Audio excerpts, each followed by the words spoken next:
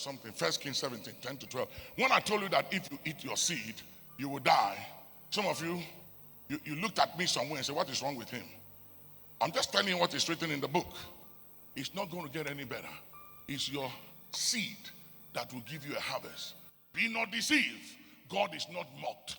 What things soever a man sows, that shall he reap. The only difference between you and I is what you do with your seed and what I do with my seed. And the only thing that will change farming to harvest season or harvest time is the seed we plant. If you don't have a seed in the ground, it can rain. And after it rains, those who have seed in the ground will have a harvest. And it doesn't matter how much you believe God, how much you love God, how much you trust God, you will still be poor, you will still be broke. Why? Because you didn't put a seed in the ground. Somebody who is an atheist, who don't believe in God, when they plant their seed, the rules of engagement allows their seed to germinate, and the rain will fall on their seed, and their seed will grow.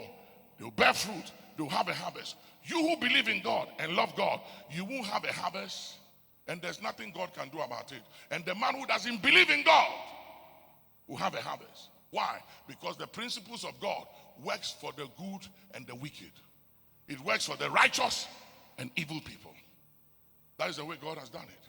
But eventually at the end, if you don't receive Christ, you'll be judged. But between now and then, you can live here and go to heaven broke. Or you can go to heaven emogo, loaded. Today, I want you to be a generational thinker. Think, you know why everybody ran to the West? Because their fathers were generational thinkers.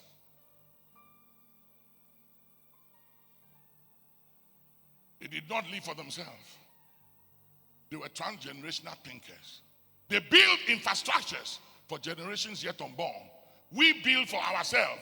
They build for their children and their children's children. That's why we are running there. Let there come a generation in our time that will be selfless. That will be generational thinkers, building for tomorrow and not today.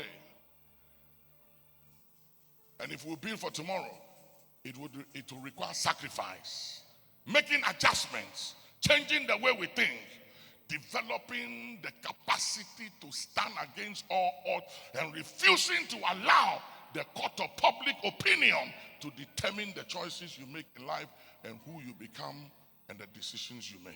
So he arose and went to Zarephath.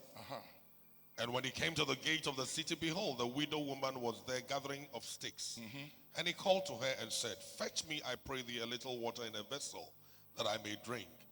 And as she was going to fetch it, he called to her and said, bring me, I pray thee, a morsel of bread in thine hand. And she said, as the Lord thy God liveth, I have not a cake, but an handful of meal in a barrel, and a little oil in the cruse.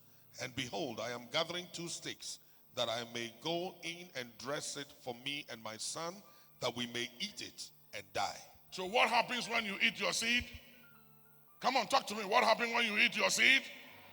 And what do you do if what you have cannot sustain you and meet your need?